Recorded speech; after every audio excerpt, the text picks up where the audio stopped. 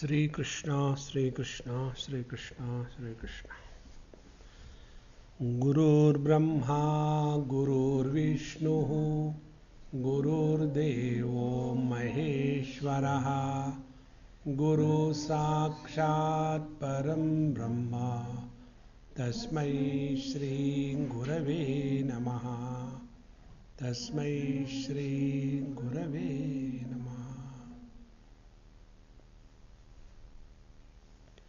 We are trying to understand whether it is a path of yoga or it is a path of kundalini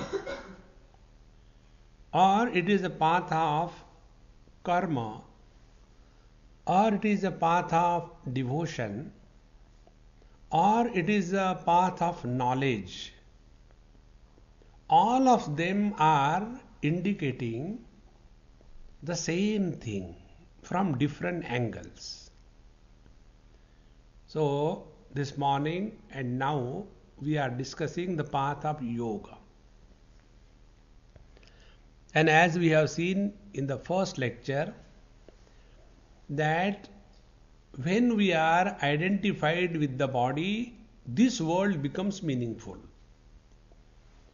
When we are not identified with the body, the problems of this world disappear.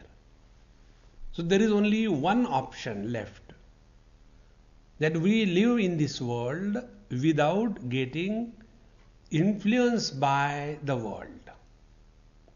Then only the life becomes meaningful.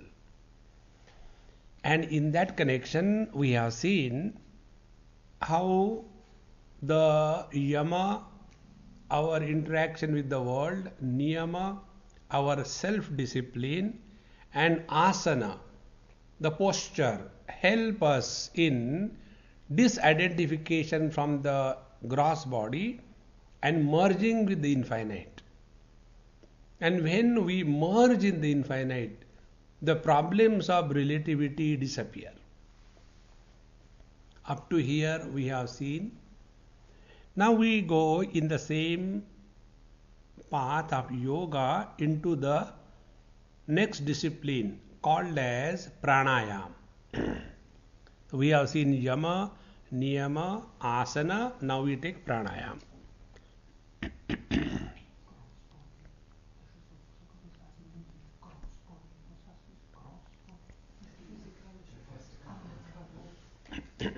Asana is the posture that we have seen. Now we go to pranayam. Pranayam, before we go into the details, let us understand the meaning of pranayam. Like we have understood the meaning of asana, pranayam, prana means activity, life. Ayama means control. Controlled activities of life will help us go beyond the limitations of life. And these controlled activities are done through our breathing. And therefore, let us go into the understanding of our anatomy. What exactly happens when pranayam is done? See, all of us have got the gross body, breathing or the prana, and mind through which we come in contact with the world. So this building is like our house. All the activities that are happening is like the prana, breathing. And our email, our phones, our mobiles, our SMS, these are like the mind. So we live in the body and we perform activities in the body and we come in contact with the world through the mind. So these are the three aspects of our personality. Body, our house to live; prana, the expression of life through breathing; and mind, by which we come in contact with the world. Now, when the mind is identified with the body, the mind is bound to think in relation to that body. Please understand, it's a very simple principle. When I am identified with her as my sister, my thoughts will be in relation to that relationship. When I identify with her as mother, my thoughts will have that kind of quality.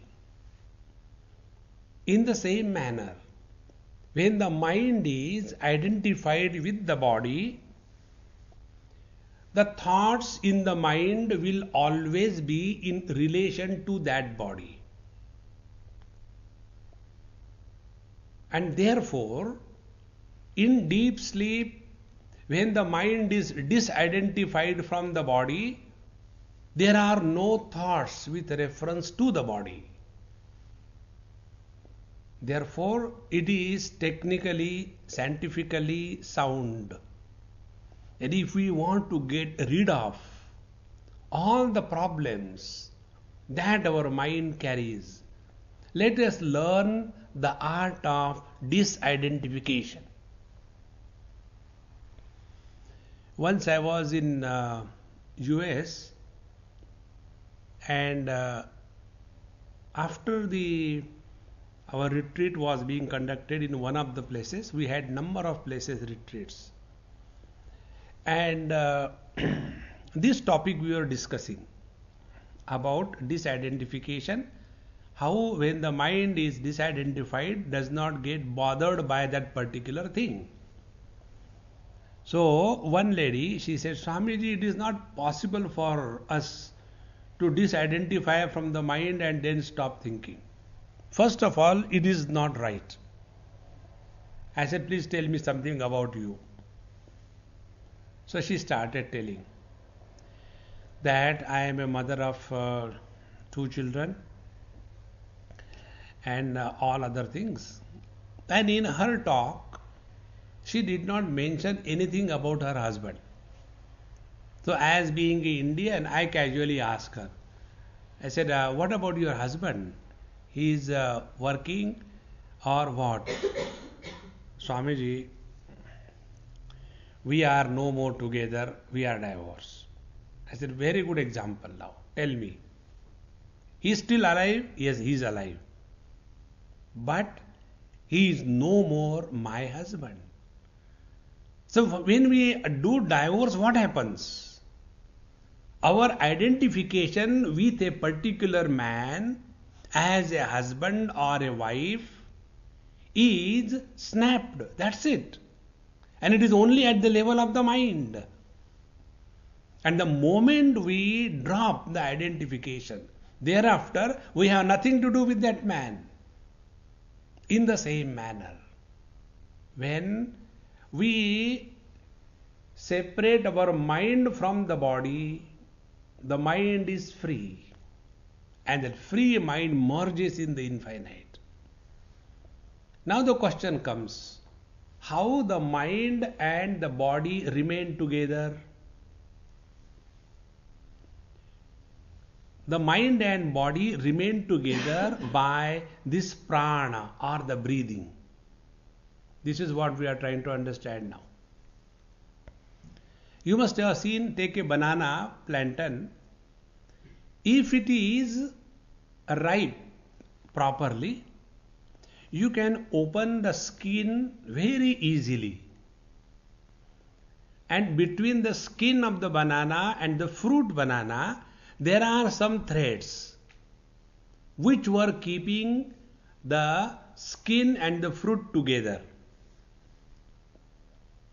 If that banana plant, this fruit, is raw, it is not ripe, and you try to open the skin, it doesn't come out.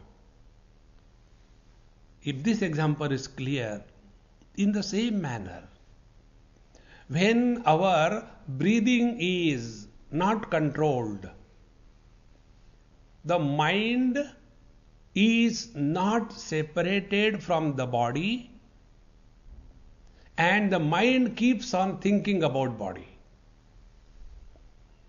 To keep identified with the body and to imagine that the mind will be quiet, this is something like trying to draw a line on the flowing waters by a stick.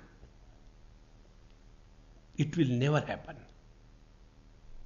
Therefore, when we do pranayam, what we do? By the pranayam, what happens? Like the raw banana becomes ripe.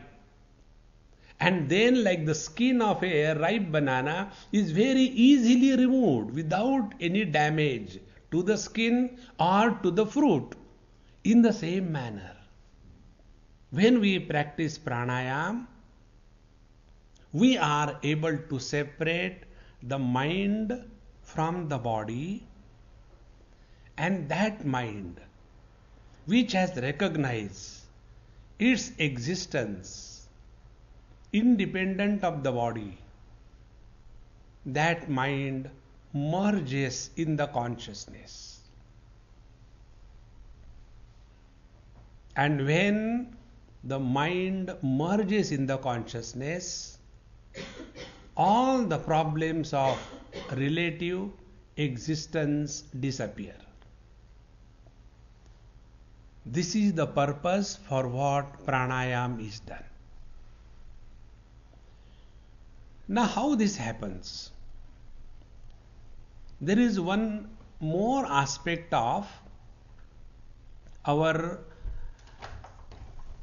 pranayam, and it is like this. All of us take a lot of food, all kinds of foods, and the food is, part of it is digested and assimilated, and remaining is excreted, thrown out of the body.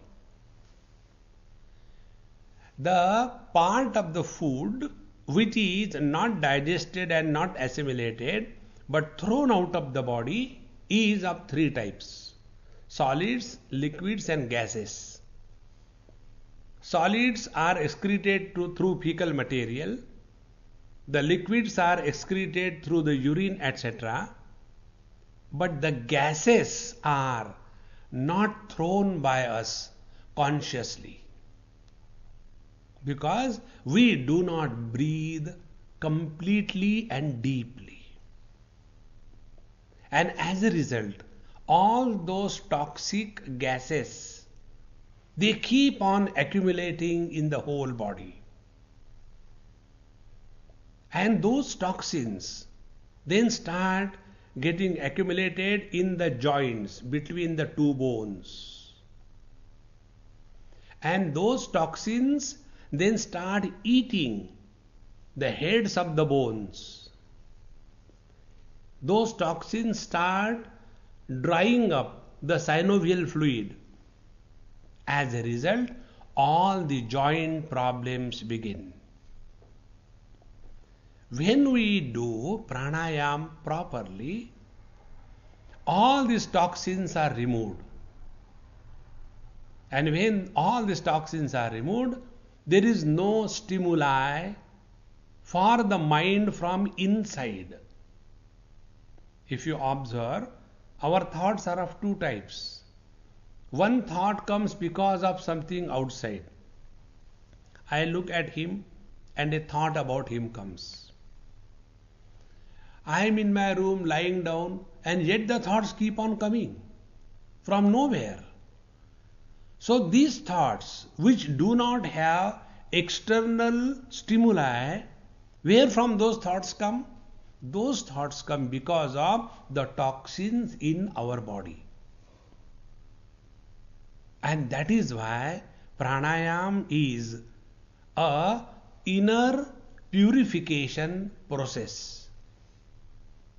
As when you take external bath, you feel fresh. In the same manner, pranayam is internal bathing. We cleanse ourselves from inside.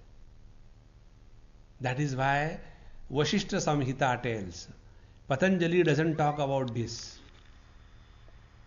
Vasishtha Samhita tells that unless we do inner purification through pranayam, our mind cannot be controlled. And our mind cannot be separated from the body. And therefore, pranayam helps us in inner purification and loosening the grip of the mind on the body. So when by pranayam the grip of the mind is loosened, then by little more practice the mind is totally released of the body shape and form. What we experience in deep sleep. What is the reason that we feel so fresh after sleep?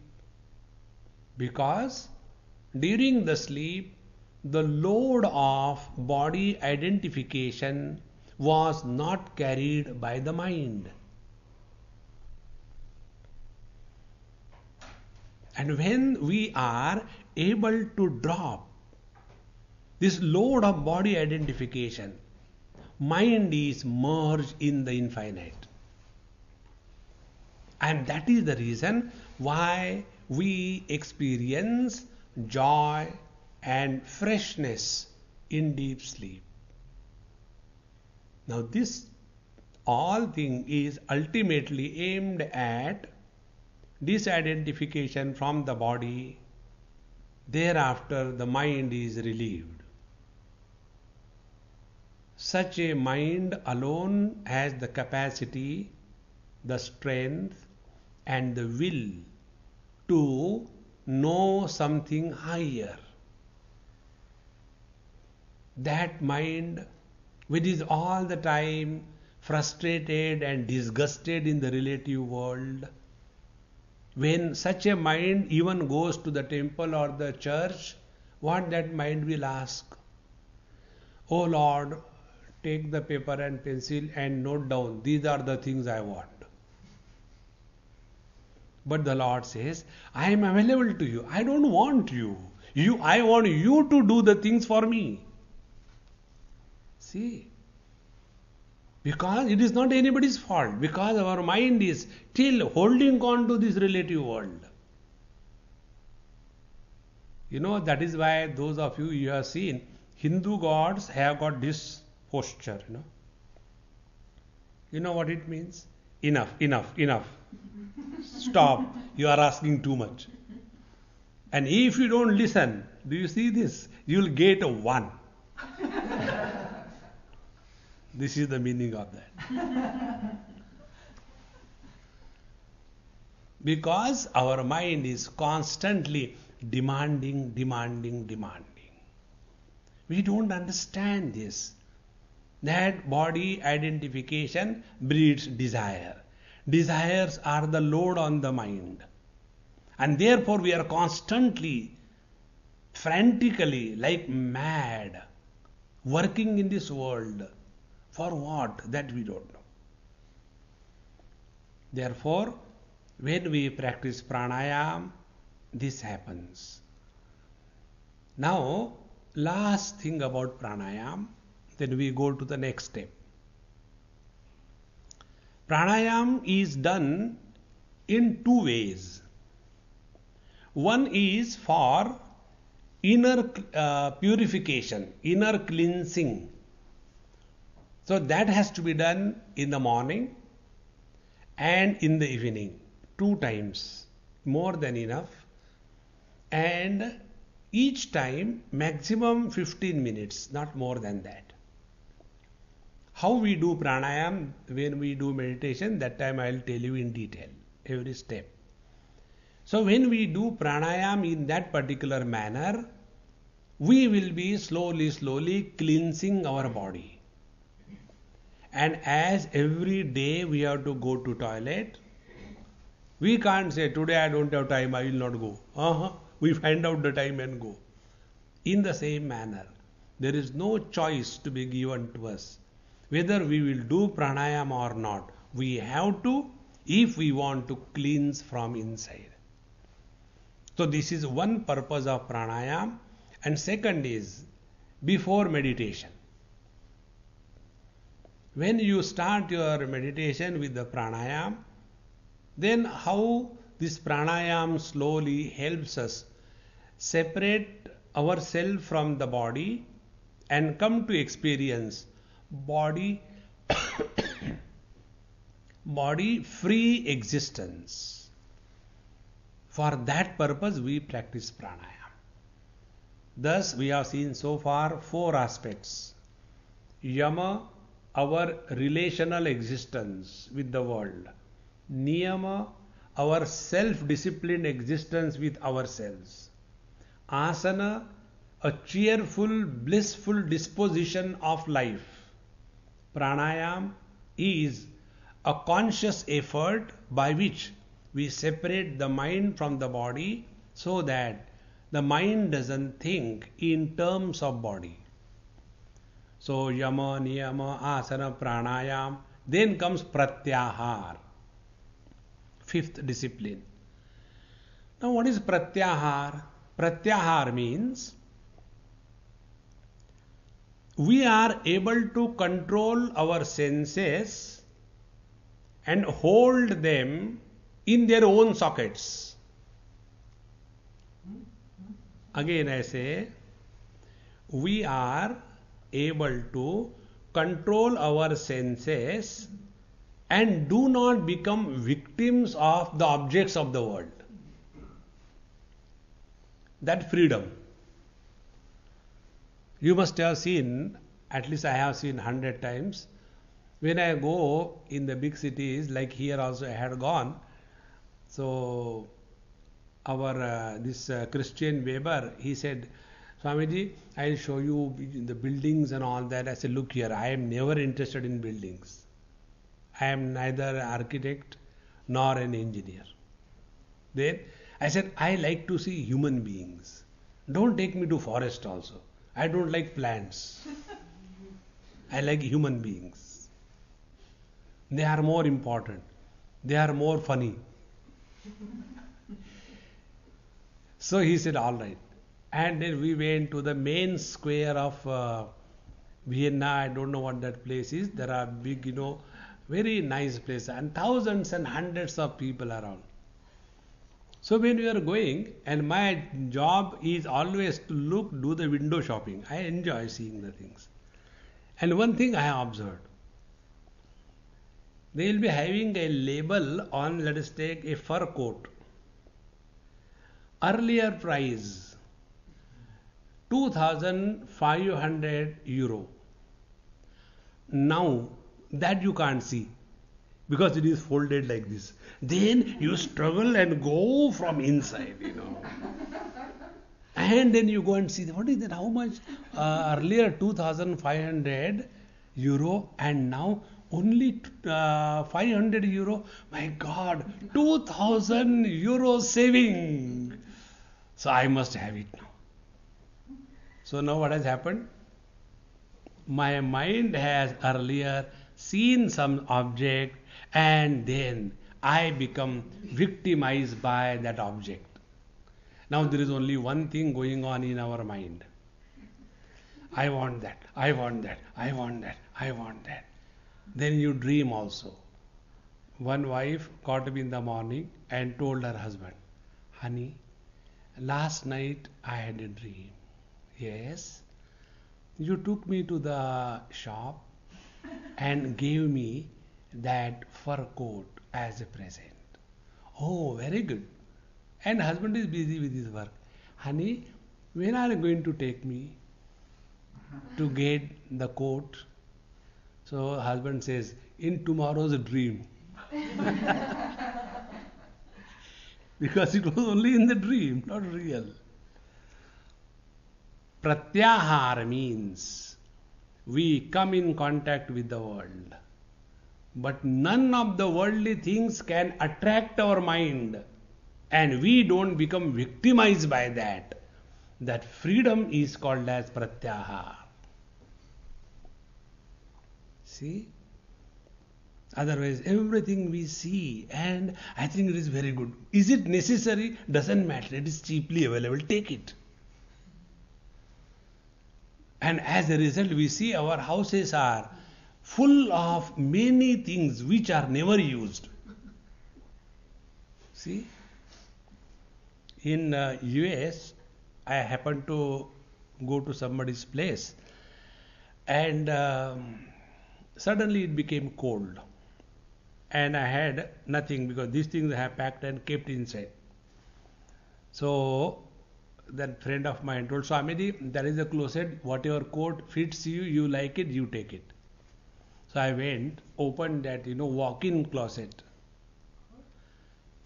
It was like a room. And when I saw that, there were more than few hundred coats hanging there for one man. So I asked him, I said, hey, is it a shop? He said, no, Swamiji, why it's a shop? I said, you are only one.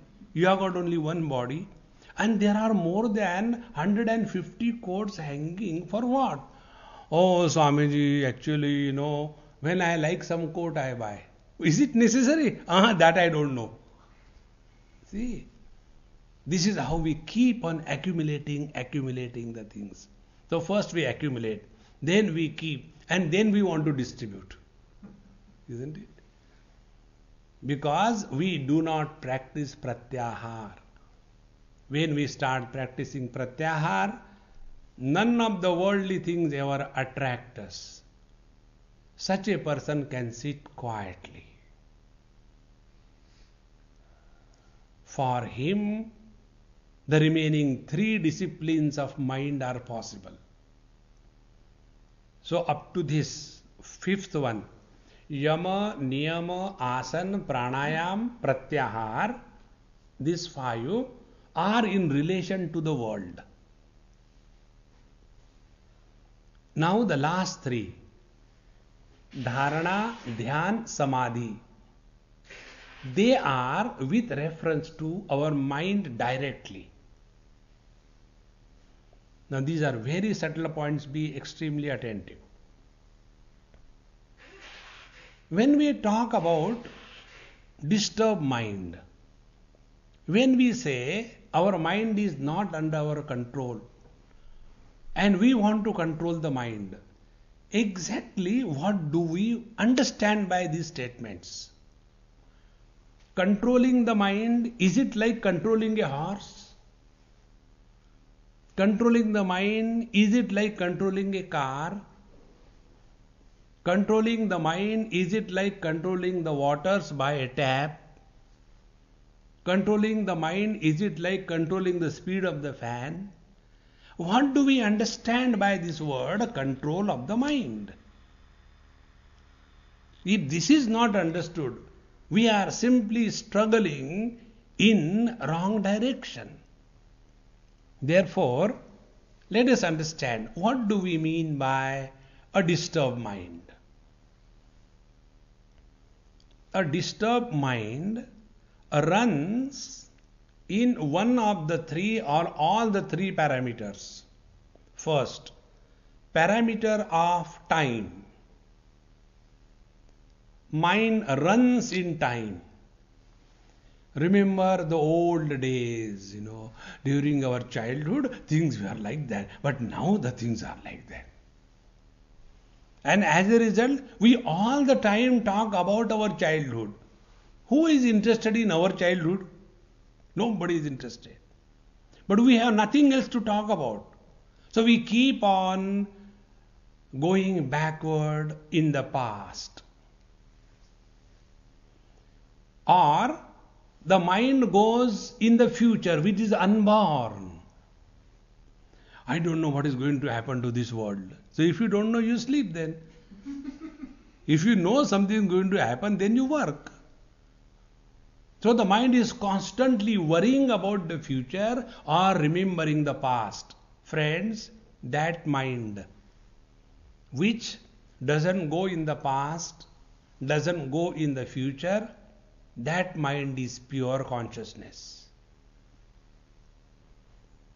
In consciousness, there is no time. Consciousness is eternal presence.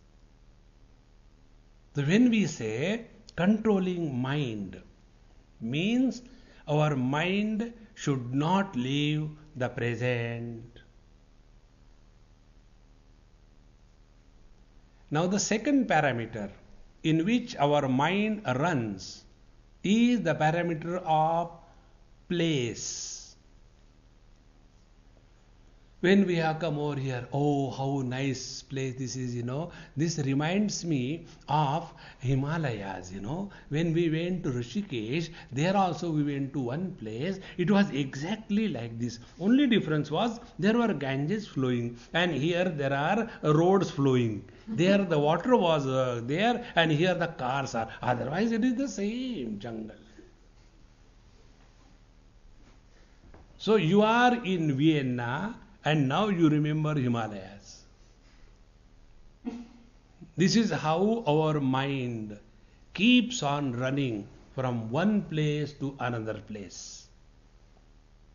Now third, our mind runs from one object to another object. Never the same object is held by the mind. One moment, yes, I had to now prepare the vegetables. So I take the knife in the hand for cutting the vegetables, and then I suddenly remember I have to do email also. With the knife, I go to the computer. The computer says, "What for?" Oh.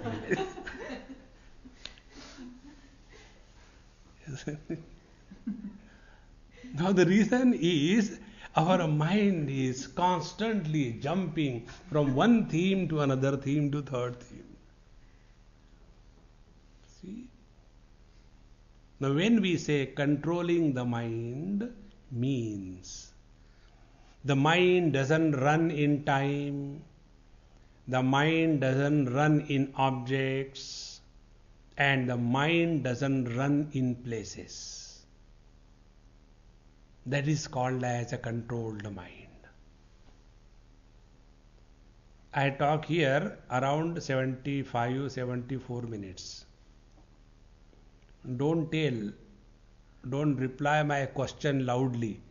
Reply in your mind. Out of 75 minutes, how many minutes you hear me? Because even this question I have not heard. Because my mind was running around. Now why this happens? Because we have never consciously put efforts to control the mind. And for that purpose, the Yoga Sutras tell, first, control your mind with reference to place.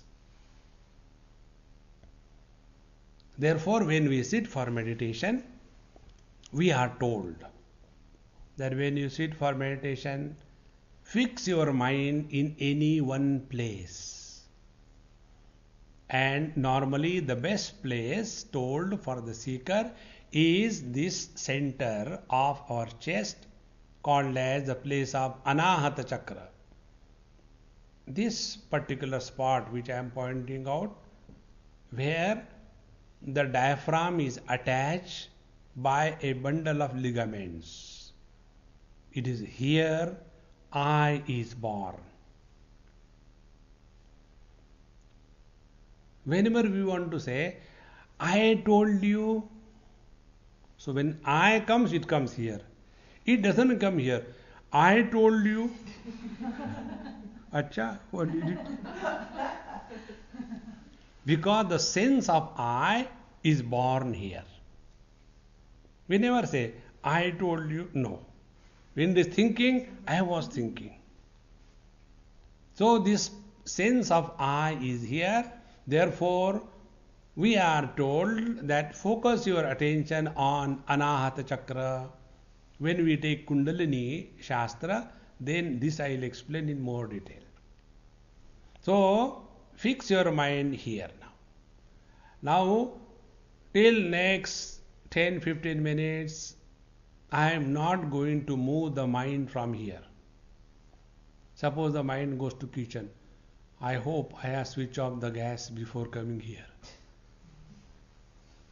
The moment this thought comes in your mind has gone to kitchen. So refuse that during next 15 minutes, I am not going to allow the mind to go anywhere from here. This is called as the practice of dharana. Fixing the mind to one place.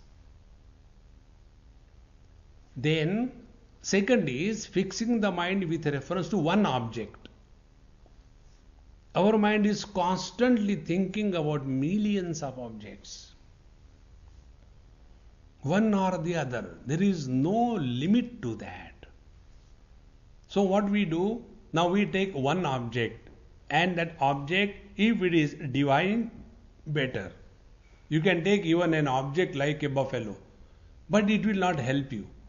When you think about the Lord, your beloved Lord, let us say Lord Shiva. So that object is Lord Shiva seated in your heart, in your Anahata Chakra. So now you sit quiet and focus your mind on Lord Shiva seated in a meditative posture in your heart. Now the mind is not allowed to move from that place and that object. This is called as Drushyanuviddha Savikalpa Samadhi. Fixation of the mind with reference to form. Second method is fixation of the mind with reference to the sound. That is called as japa sadhana. So when we chant the Lord's name, sit quietly, bring the mind in the center of your chest, Anahata Chakra, and there start chanting the Lord's name.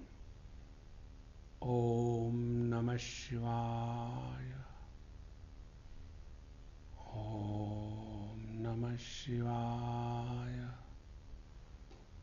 Om Namah Shivaya. Thus, the mind is not allowed to think about any dissimilar object. The mind is not allowed to go to different places. So we have controlled the mind with reference to place and object. Now third is time.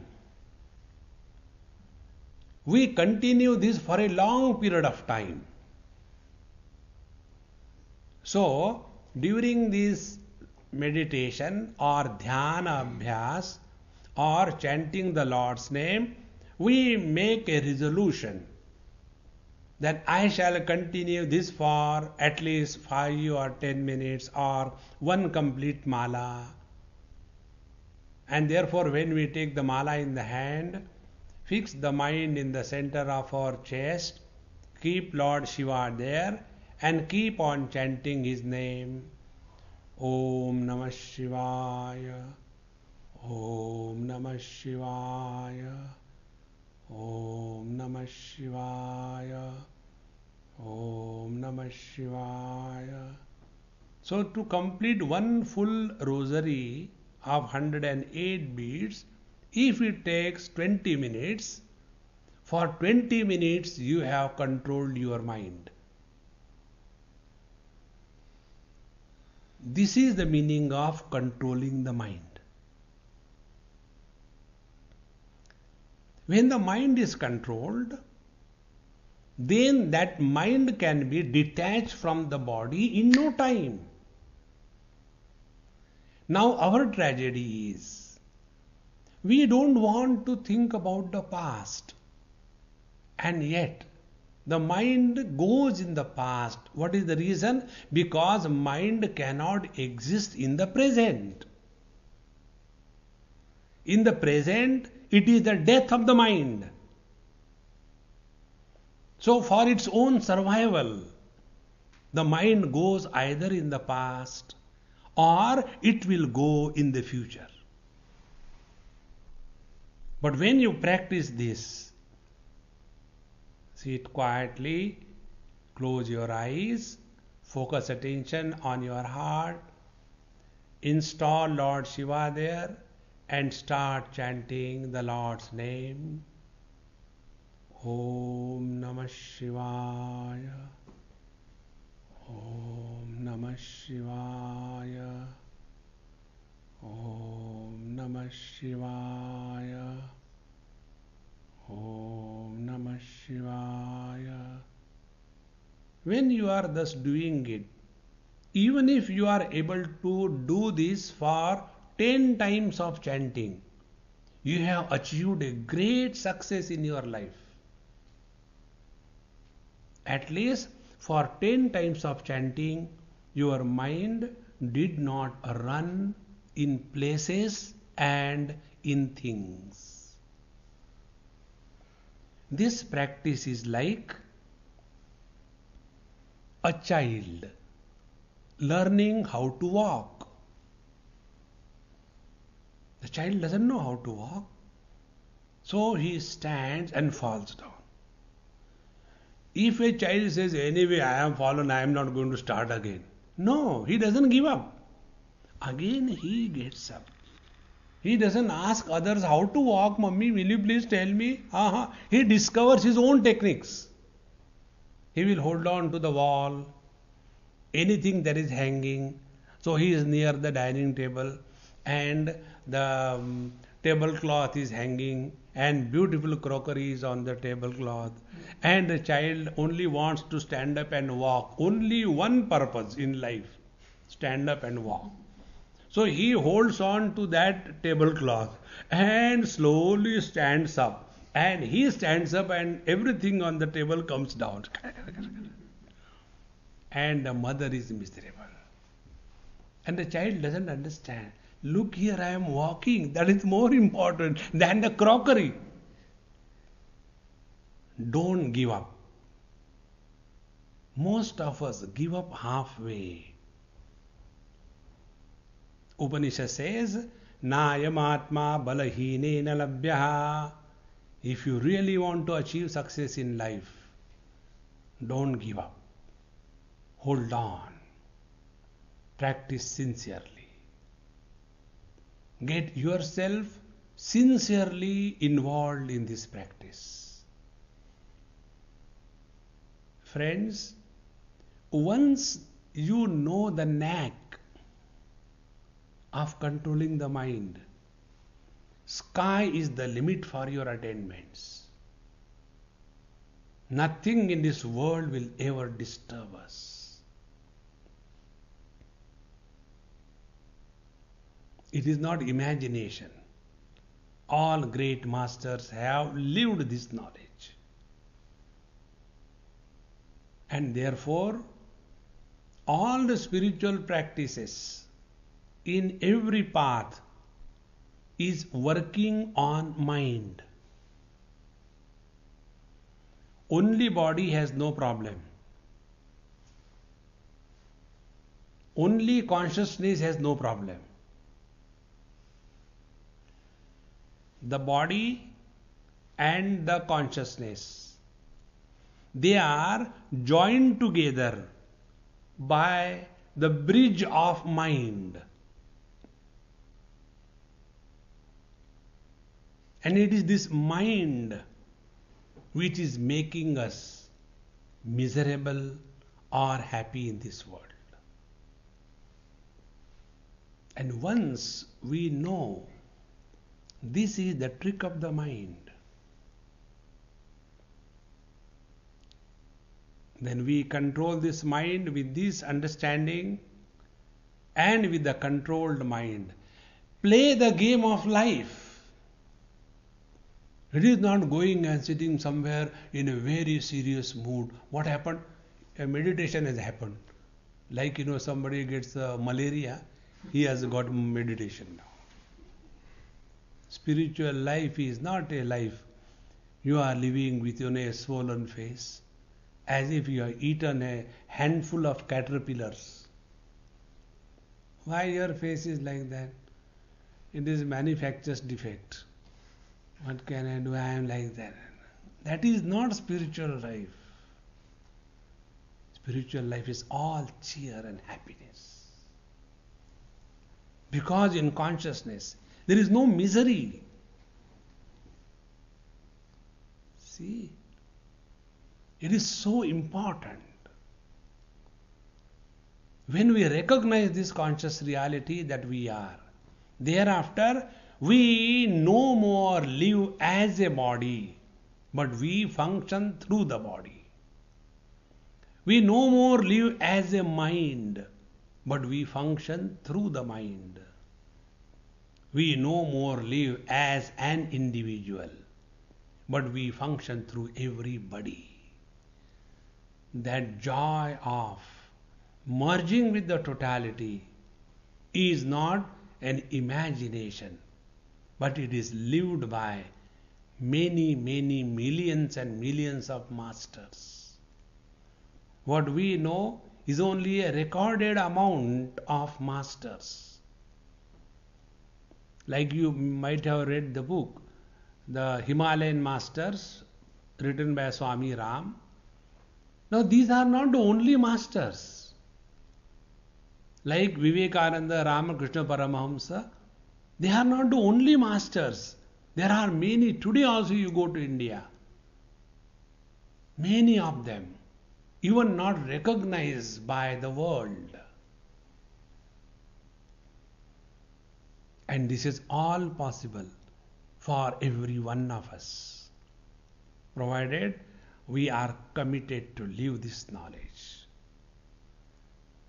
Thus, yoga is no more an acrobatics of postures.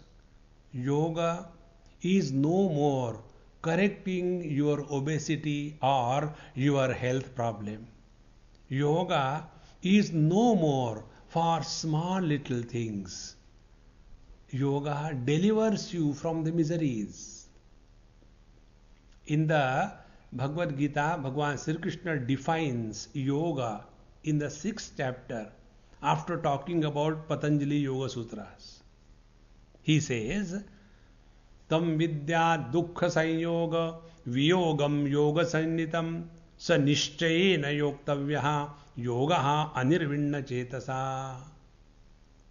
This is called as yoga. What is that? Dukkha sanyogam viyogam yoga sannitam. When the miseries come in our life, we refuse to be miserable. That freedom from the impact of miseries in our life, that freedom is called as yoga. And nishchayena yoktavyaha, this has to be practiced with commitment. Friends, it is possible for everyone. This is how, when we understand the path of yoga in its entirety, then small little things will be dropped away. It is so important. It is something like this, We have cow. Here you don't have, because cows are only in the farms. In India, cows are a part of the family. So, in villages you go, they have got their nice house, and outside the house there is another attachment where there are cows also living.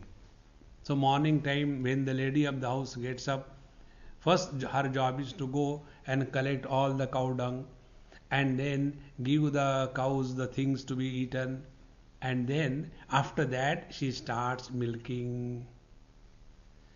So we keep the cows for milk, not for the cow dung. Cow dung will anyway come. It's a good manure.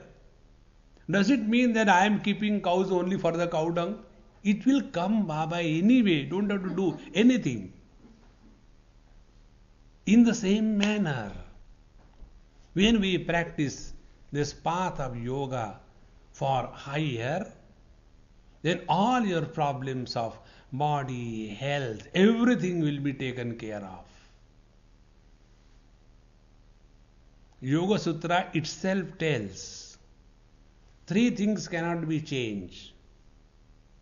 First, where we are to be born, we will be born. Jati. Second, Ayu. Whatever is the longevity of our life, that we have to live. Third, Bhogaha. Whatever are the experiences that we have to go through, nobody can stop those experiences. Then what we can do? Prepare yourself. So yoga is preparation to face may what come in life. That is the meaning of yoga.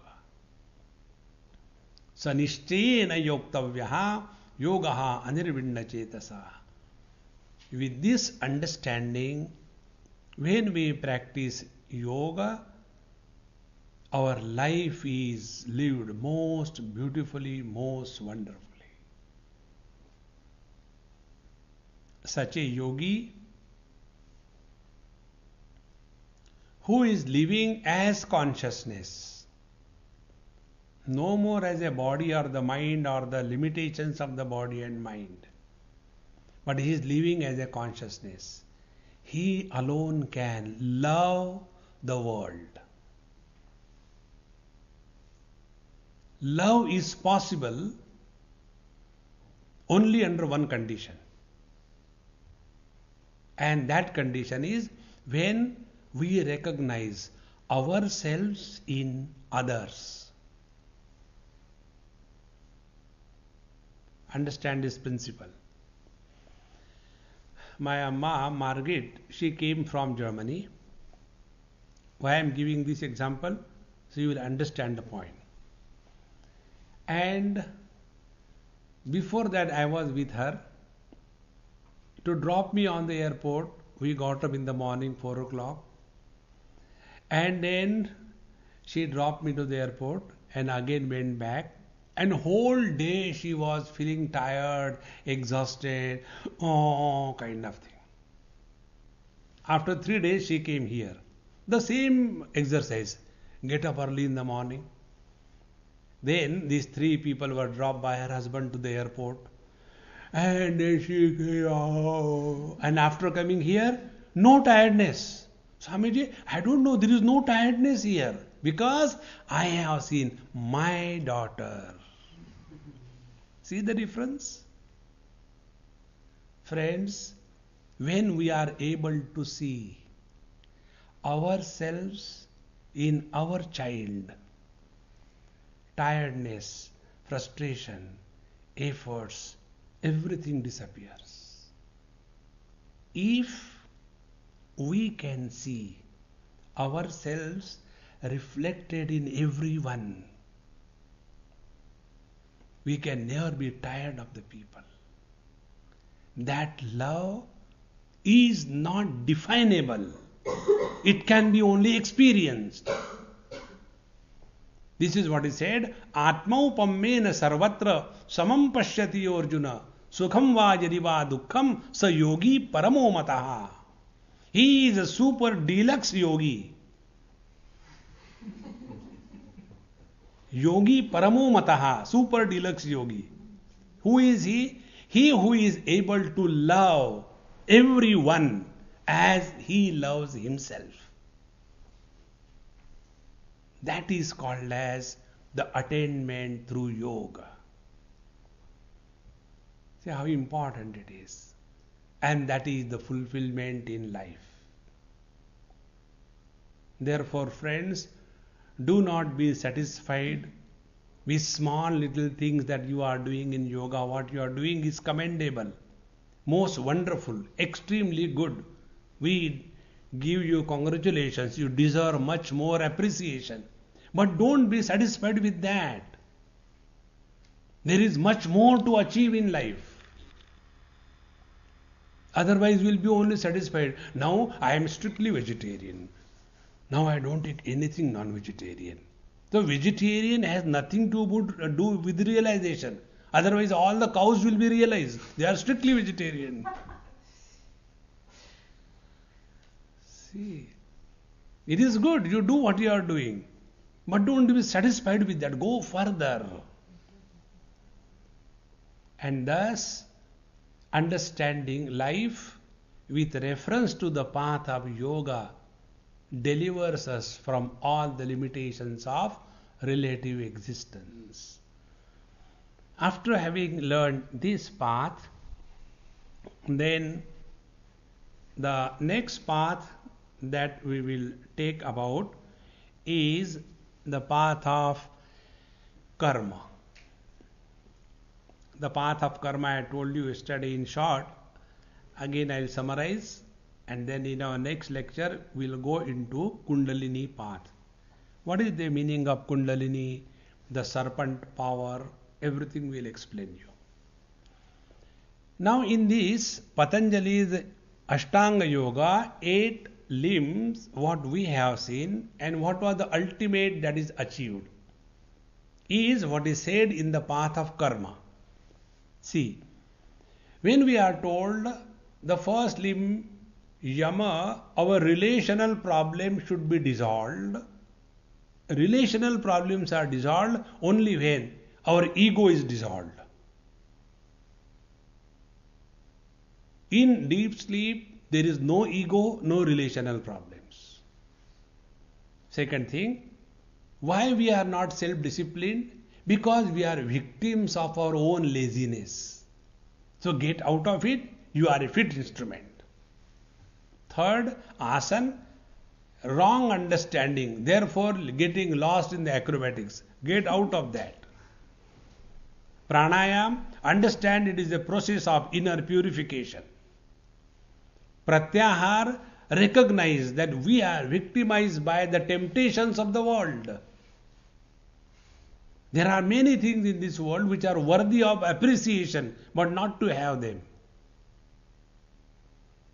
Then comes the control over mind. All of them are ultimately leading us to only one thing: get out of the relative existence and come to discover the absolute reality that you are. And for that, what we have done, separation from the body, and then working on who is this separated entity. So separation from the body is achieved by yoga. But here yoga limits, and we do not accept yoga beyond this point. Because what Yoga Shastra tells, that as many there are people, so many are their souls. And therefore yoga talks about liberation of I. There is no liberation of I. Liberation is from I. How do we do that? We'll see in our next topic. Now this is achieved through the path of karma. Now what the karma tells us, the path of karma? The path of karma tells us, when you are living in this world, if you have got more time at your disposal, more we become problematic to ourselves. Lesser the time we have at our disposal, lesser we are problematic to ourselves and to others. Therefore, keep yourself occupied 24 hours a day. How to do that? Do all your duties sincerely. Your duty towards yourself, towards your children, towards your parents, towards your society. We have to live our life not for ourselves. See? Now when I start living my life, the first right of my life is for my parents. When I take this responsibility that I have to look after them, whatever they may be. There is one person, his father is really cranky. I have seen that person. And he and his wife and children are grown up, gone. And now this old man in the house. He is really a problem. Because he is so selfish. He doesn't bother for anything. Only whatever things I want, I want. Throughout life he has troubled everybody. So when it came to the nose, his wife was talking to her husband that I can't tolerate this father-in-law anymore. So her husband said, I agree with you. He is really a problematic. In childhood he tortured us. Now he is torturing also. So let us throw him out of the house. Yes, we should throw him out of the house. Now what will happen? Nobody in the world will accept him. Because he is known as a bad person. Will you like your own father moving on the road with a begging bowl? I cannot imagine. So he asked his wife, will you like? He said, no, I can't like. Then what can we do? We have to tolerate and live with it. Like diabetes can never be cured. We have to live with the diabetes. So they started and continued to live with this. Now what is happening as a spiritual practice? As a spiritual practice, what is happening? They are developing patience, which is one of the most essential quality of life. So when we lead the path of karma, we are told whatever are our duties that we must complete. And when we fulfill our duties, our mind remains calm and quiet. There are no regrets. Otherwise, in the old age, we have two types of regrets. One type of regret is, why did I do wrong during my younger days? But now you can do nothing about it. Why I didn't do the right thing when I was young, but it is too late.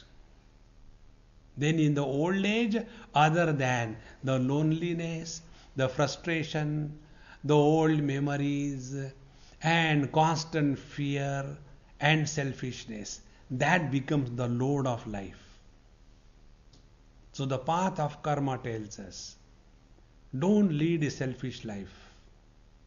Lead your life in a responsible manner. Because whatever is happening around you, you are squarely responsible for that. Because you have done good or bad karma in the last life.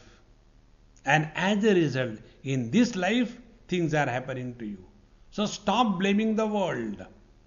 Then serve the world with sincerity. When this starts happening, we come to realize our next life will be determined how we live in the present life. So bring these two things together. First thing, whatever is happening in our life is because of our karma from the past. So we stop blaming the world. We have to improve our next life. Therefore, we start living the present life in a disciplined and a proper manner. Therefore, our life becomes beautiful. And when the mind becomes calm and quiet, then we come to discover, hey, what is said is, in the earlier life, I existed in another body.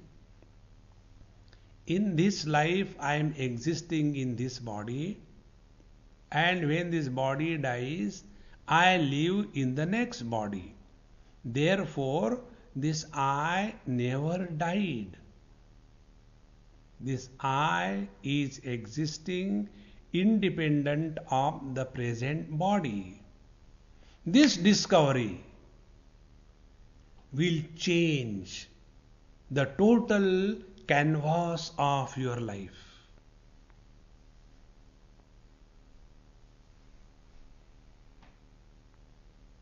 Like example I gave you, when I know that I was in Germany for 2-3 days, now I am here, then I am going to go from here.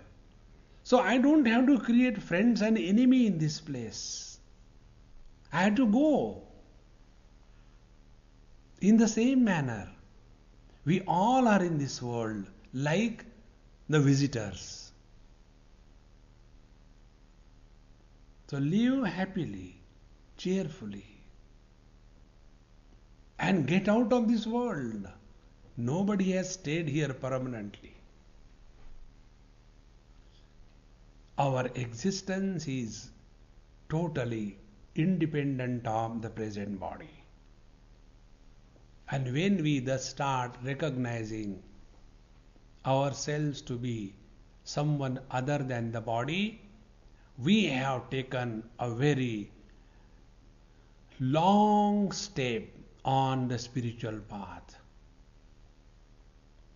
So whether it is walking the path of karma or walking the path of yoga, both of them are directing us to one principle, that unless we recognize ourselves to be someone other than the gross body, we will spend our whole life only for the sake of the gross body. Suppose we live, let us say, for 10 more years. So what? 100 more years. For what? Only increasing the longevity of body is not the purpose. There are people who lived for a very short period, like Vivekananda. Before 40 he left the body, like Jesus. They did not live for 100, 200 years. More than how long we live, what is important is how we live. That is important.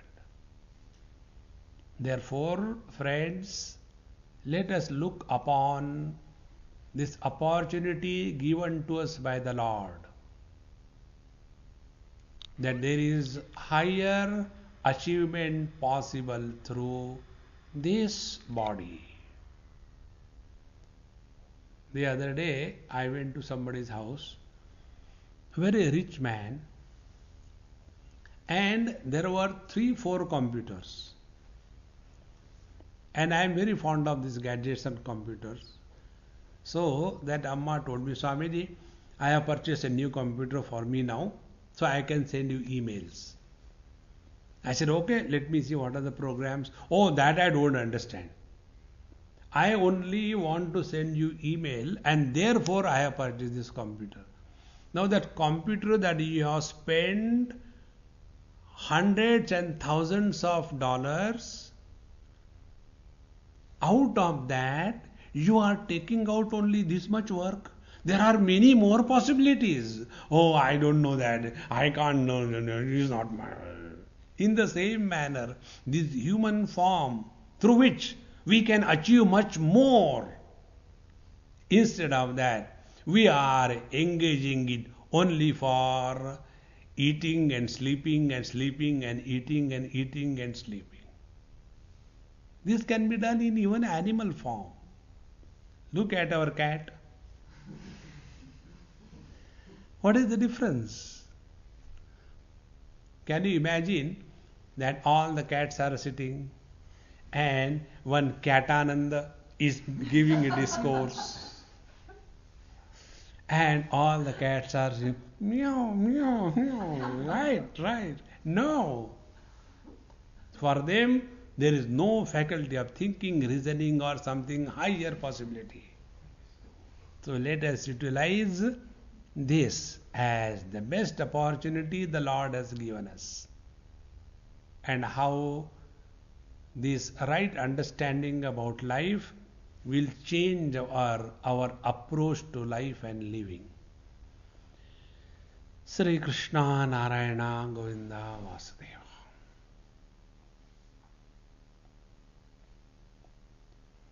Om Purnamadaha Purnamidam Purnaat Purnamudachyate Purnasya Purnamadaya Purnamevavashishyate. Om Shanti Shanti Shanti Harihi Om. Shri Gurubhyo Namaha. Harihi Om.